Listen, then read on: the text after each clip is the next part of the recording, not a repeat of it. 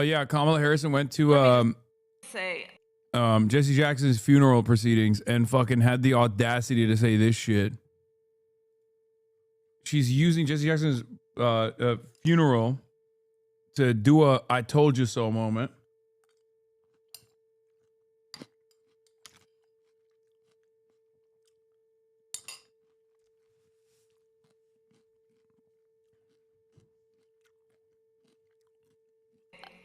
I predicted a lot about what's happening right now.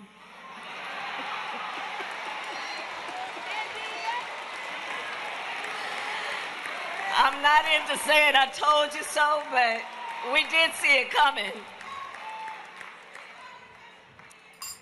But Half of that room is occupied with people that, I mean, I'm sure want to honor a legend, but directly we're at odds with Jesse Jackson.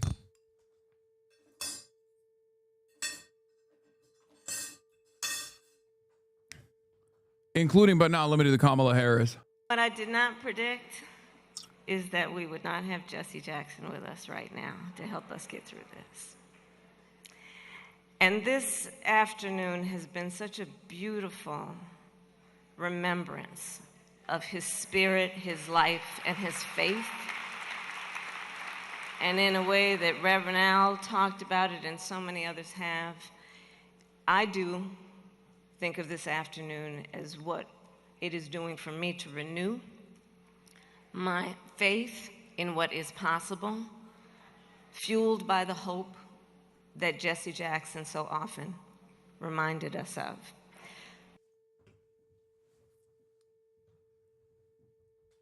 Unbelievable, dude.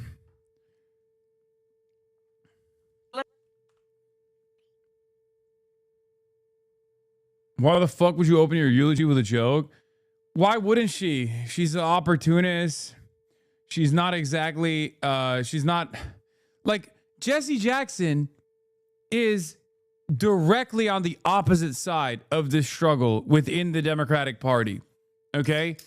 And yes, Obama is there, and this includes Barack Obama as well. I'm sure he would, I mean, love to be honored by Barack Obama regardless, but like it's, I don't know. It's just,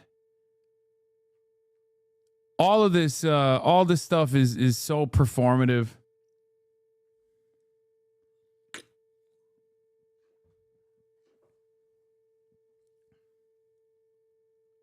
Wait, Gustavo Petro's there? Ain't no fucking way. That makes sense, though. Gustavo Petro makes sense. What the fuck? My goat is... Bro, is he there tomorrow? Oh my God, because I'm going to be... This is in Chicago. I was supposed to go to Chicago today. And then I realized, like, I don't know why I'm going to Chicago today. I'm not going to go to the Jesse Jackson funeral. So I'm actually going tomorrow. I pushed it back. But I wonder if my goat Petro is there. James Talarico was also there. Nice.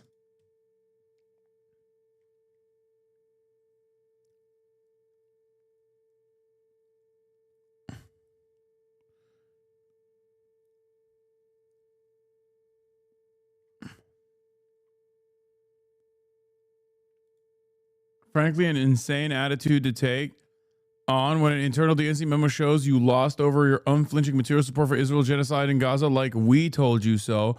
And also to say that in Jesse Jackson's funeral is disgusting, because he literally spent his whole life doing advocacy for Palestinian dignity, for Palestinian sovereignty, and got punished for it, called a fucking anti-Semite for it over and over again by some of the people that are directly aligned with people like Kamala Harris, like Chuck Schumer and shit. That's why it's so nasty.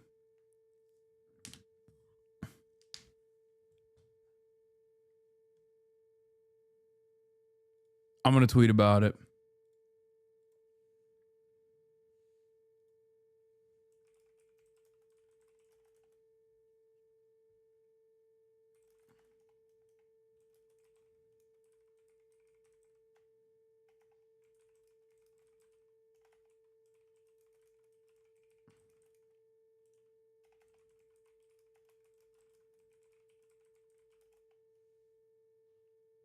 You lost partially.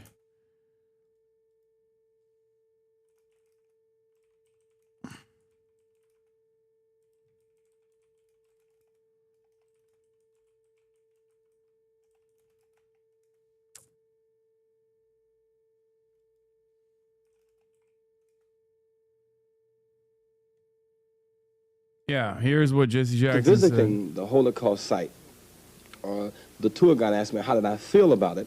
I said one has to have a sense of tragedy, and I think it's real tragic. I said, and the phrase that many Jewish people use, never again, really should apply to everybody, because all of us should say never again to fascism, because this is the logical conclusion of fascism. Yes, I read Trail of Tears. I know how the Indians were exterminated. 60 million blacks were lost between Africa and America. We must have a new formula in the Middle East that represents more balance in our policy. We must be concerned about Palestinian justice, Lebanon's territorial integrity protected, and normalized ties with the Arab world. That must not be considered offensive.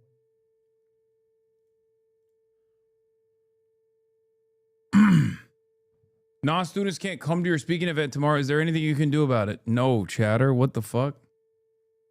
What do you want me to do? I don't got no control over that stuff. I cry in medical debriefs of watching his live stream. Watching the live stream Holocaust made tears countless times. Yeah. Yeah, bro. He was with Arafat and everything. Look.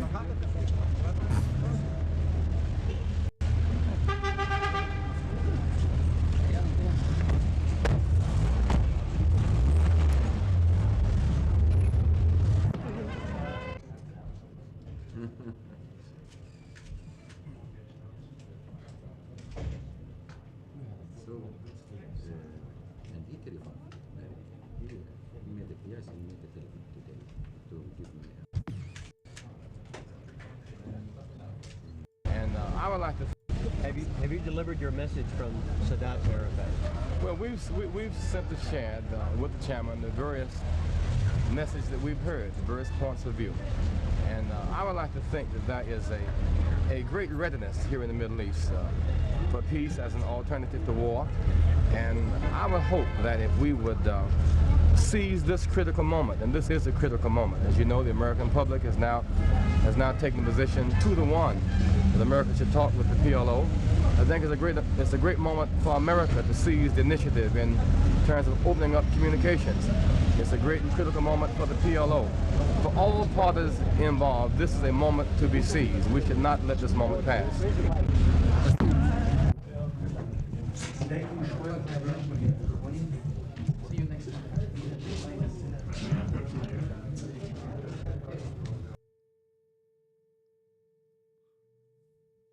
You could not possibly condense Jesse Jackson's life down to being about Palestine. He was a historic and multifaceted civil rights leader. Of course, the first black female presidential nominee of a major party speaking at his funeral. Yeah, I don't know if you realize that. I also said, yeah, it makes sense that obviously Barack Obama would be there. Obviously, Kamala Harris would be there as well. I did say that. Pointing out the irony of Kamala Harris speaking at Jesse Jackson's funeral with a "I told you so." Didn't he become a huge lib and end up working for CNBC? No, chatter. You're talking about fucking Al Sharpton, and it's not CNBC, it's NBC and MSNBC.